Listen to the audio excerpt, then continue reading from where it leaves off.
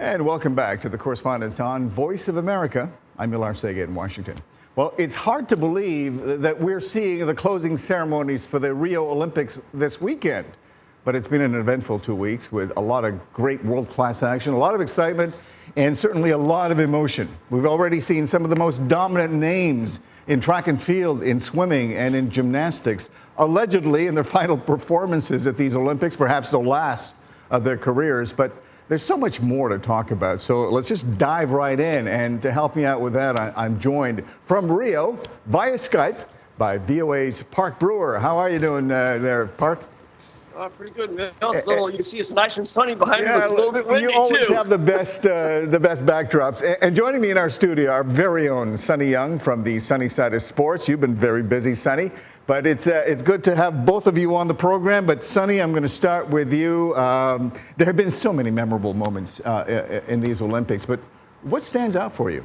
I think two names that might end as the big names of Rio 2016. Usain Bolt and Michael Phelps. Phelps dominated the first week. Usain Bolt has already won 2 gold medals this week. He got his third double. And he says he's going to complete the sweep in the 4x100 meter relay for Jamaica. And he's been spectacular. I love it when he does that lightning bolt pose. As much as I know the Americans are rooting against him, he's so likable. I think he's liked across the board internationally. After he won the 200 meters, there were fans from Brazil, Jamaica, Britain, all over the world, just saying he's such a showman and so much fun to watch. U.S.'s LaShawn Merritt didn't even place. Many were surprised. Justin Gatlin didn't even qualify. Yeah, 2 of the big names on the USA team. But that said, Mil, USA has dominated the overall medals table in Rio. Over 100 medals. They might actually double the second place team by the end of these games. They've been fantastic. And, of course, we won't talk quite yet about Ryan Lochte. No, let's not talk about him just yet.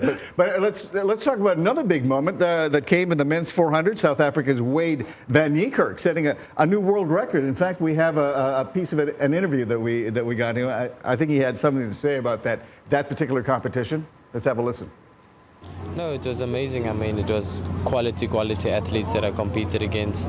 It was a very, very challenging experience coming out here 3 days back-to-back racing each other.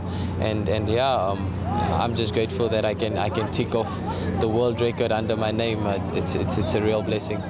Van Niekirk broke a 17-year record that was held by Michael Johnson. Michael Johnson. He made it look easy, didn't he? He did. Ran in lane 8, Mil, which tactically is regarded as maybe the worst lane you can be in. Explain that to us. Because it's hard to see your opposition when you're running in the outside lane.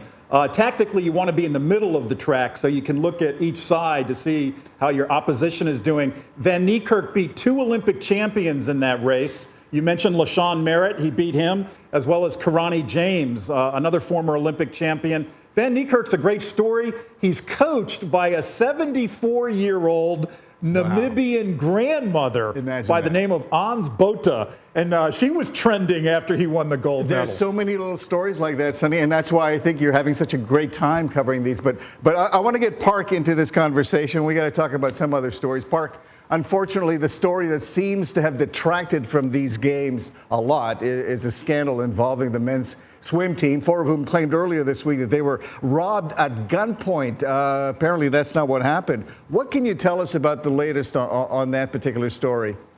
Well, the latest is, of course, now the USOC, the United States Olympic Committee, has had to make an official apology because these swimmers did, in fact, not tell the truth. It's what they call a little white lie. There were some parts of it, story were true, but not all of it. Ryan Lochte never had a gun held to his head.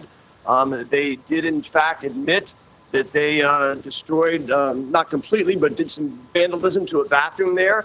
And they ended up giving the folks at the gas station there about the equivalent of about $50. The athletes were told to sit on a curb. The security officers did display their weapons. They didn't point them at them. And the stories were not true.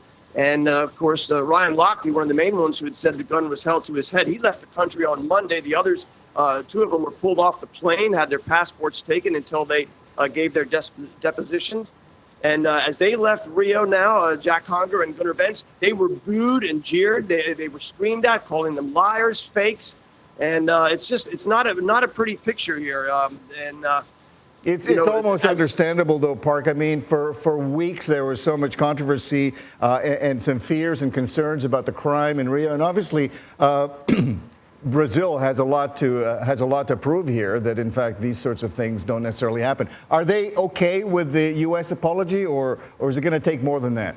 Well, I think so. Even the spokesman for the U.S. Olympic Committee here said, these guys were under a lot of stress, a lot of pressure. Kids will be kids, but it certainly doesn't give them excuse to do something like this, and certainly not tell lies about it. Well, I don't know why they didn't come out and tell the truth. Perhaps they were a little intoxicated. We know they were coming back from a very late night party after the last day of swimming, and maybe they weren't thinking right. But one of the things people have said here too, Mills, this could really hurt, especially Ryan Lochte, who's a multiple Olympian, multiple medalist with gold. This will really hurt his sponsorship opportunities. He may lose a lot of money as a result of this. Sonny, how does a story like this hurt our athletes and the spirit of competition? It's a big distraction, Mill. I mentioned how well the USA is doing in Rio, and Lochte, I think, by the U.S. media, has been harshly criticized for what he did in Rio. Parke used the expression by one of the Olympic officials, kids will be kids. Well, Lochte is no kid. He's 32 years old. He was looked at as a leader on that U.S. Olympic team. And so that's part of the criticism of Lochte, that he was not a good leader by what took place in Rio. He let his team down, didn't he? Yes, he did. Parke, we only have a limited amount of time, but I do want to talk to you about another area of controversy prior to these games, Brazil's ability to conduct its doping tests, drug tests there. How did that go? Yeah, just a fascinating story, Mill. I ran into a woman from the United States who works for a drug company here volunteering in doping control, and she said many of the volunteers here for doping, they collected their uniforms ahead of the games and then never showed up for work. And she said it's unbelievable. Then many of the Brazilians, they all wanted to see Michael Phelps. They all wanted to work at the swimming venue. They all wanted to take pictures. She said it's illegal for these volunteers who are doing the drug testing to take photos with athletes, and all of them want to get selfies with athletes. She had warned them, said, you can't do this. I'm going to take a picture of you taking the selfies, and we're going to have to revoke your credentials. It was amazing. As she says, the athletes are hard to find in the village. She said one male even had a positive pregnancy test. She says she's never seen anything like this in the 8 Olympics she's worked. She said, well, Brazilians will be Brazilians. All right. I wish we had more time, but after all is said and done, I would say you'd rate this Olympics fairly highly, right, Sonny? Performance-wise, it's been spectacular. Great performances.